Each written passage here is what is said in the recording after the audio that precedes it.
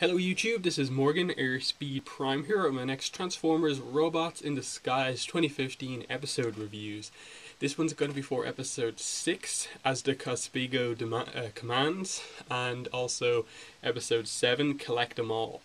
So yeah, these were this week's two episodes, which of course aired in Australia and New Zealand.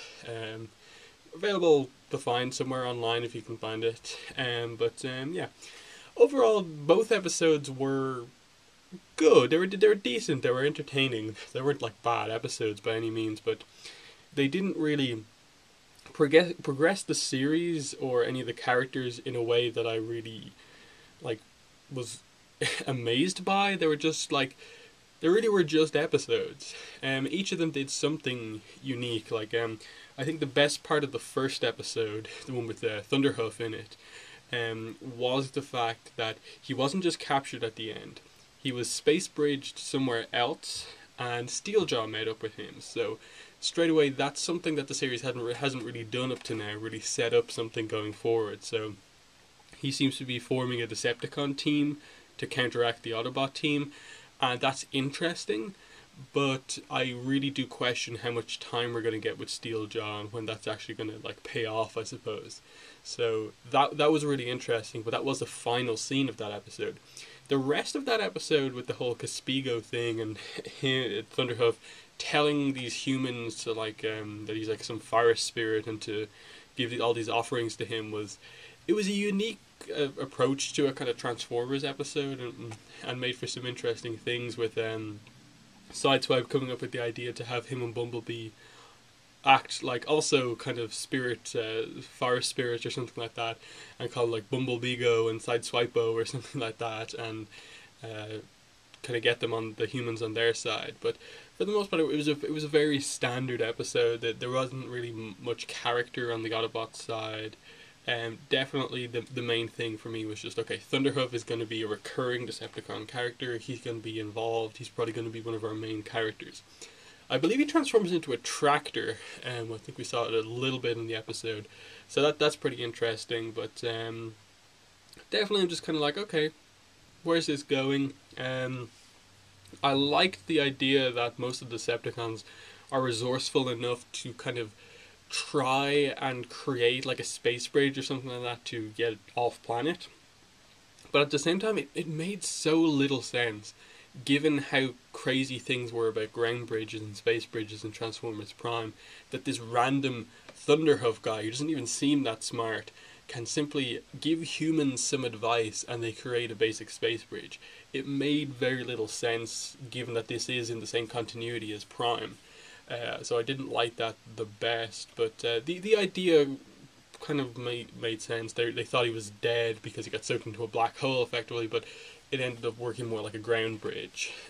So that was fine. Thunderhoof himself, his character isn't massively interesting. I think Frank Stallone's the voice actor, and he did a decent job with the kind of stereotypical kind of New York accent. But I didn't really get much from his character too much in that episode. The second episode, Collect 'em All, I think overall was a bit more interesting. It didn't have the kind of big moment at the end of like, this is a big continuity moment in the series of like the Decepticons beginning to form. But what you did have with it was this kind of a reasonably emotional kind of arc of Strongarm feeling homesick from Cybertron and Bumblebee talking to her a few times about his experiences feeling the same way and how it kind of acted like this kind of rust kind of tick thing that she kind of developed, like a homesickness, like a literal sickness. So that was interesting. Definitely those two talks between Bumblebee and Strongarm were two of the strongest scenes we've probably had in the series so far. Just Bumblebee addressing the fact that he's a more experienced character and stuff like that. So I really did appreciate that, in that it's probably one of two of only a very few number of real kind of good character development moments in the series so far. So that was very nice to see, and just how it kind of led her to go a bit overboard on the rules, and then throughout the episode she began to slowly kind of go against the rules to kind of do what she needed to do, because they're not on Cybertron. They're not all rules of in Cybertronian law apply to Earth, and Bumblebee basically tells her, you have to kind of try and figure out the way the rules work here in a way, and then they have the joke at the end, like, okay, I'm still going to write you up for all of this stuff, but you definitely, there's a nice relationship developing there between the two of them. Bumblebee may not be the mentor to her as Optimus was to him, but he is being a mentor to her nonetheless. He helped her get through something in this episode, and that was fun. The Decepticon in this episode was Filch, this female Decepticon. I really disliked the fact that they didn't show her in robot mode all that much. We got a shot from behind that gave us a general idea of what she looked like, but I think that robot design looked really cool from behind, but I would have liked to have seen more of it. Because the problem I had with her is because all she said was shiny the entire episode, and so there was very little character to this Decepticon. It was probably the worst one we've had so far in terms of just, okay, this is its one-note personality. This one likes water. This one likes stealing stuff. And it made for an interesting event in the episode. It was stealing all this stuff. You had this side plot of this guy Larry, who's a former associate of Denny, and he was coming in to try and steal some of the collectibles that Denny has, and Russell wanted them to be a star, and then Fix-It gets all this idea about how can a camera turn you into a literal star. And that was, there were some funny moments there, especially I think Grimlock in Grimlock in this episode was really funny. I loved the whole idea of just he's often kept behind because he doesn't have an Earth-based vehicle mode, and so he just sticks some wheels onto his arms and legs, and then wears this kind of grill as like a kind of necklace thing, and he just starts going around like trying to act like an actual truck. That was pretty hilarious. And then how that played into like, oh, have you not heard of this thing? It's a giant RC remote control toy. Sorry, there were some good moments there, but definitely one of the weaker Decepticons. It just didn't kind of play out the way you kind of perhaps wanted it to.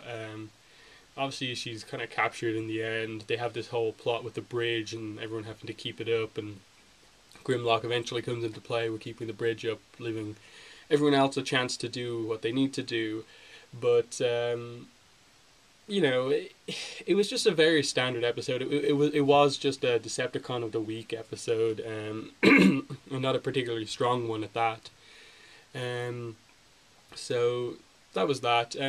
Other thing about maybe the first episode again, they did find that weapon thing that can basically form any weapon out of energy or something like that, and they made a few jokes about everyone wanting like a proto blaster or something like that, but it always transforming into a sword or a mace, which was obviously a reference to Megatron G1 and stuff like that. But I get the idea that this is going to be Bumblebee's weapon, where he eventually chooses to have the sword, which on the toy is made out of transparent blue plastic, so that would make sense. So there's that with that. So these two episodes, in terms of like this is basically our third week of getting Robots in Disguise episodes. We've got 3 the first week, 2 last week, and 2 this week.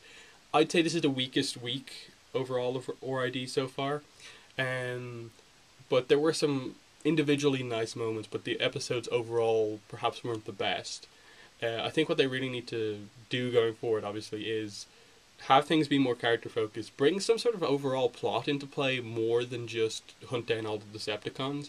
I want some drama intensity to actually happen in the series so that the fights actually mean something. And that involves, I think, primarily making the Decepticons interesting as characters, which they haven't quite been doing so far. Apart from Steeljaw, pretty much.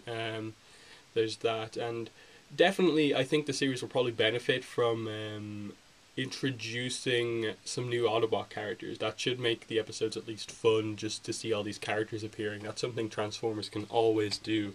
Just have a well-known name in Transformers appear.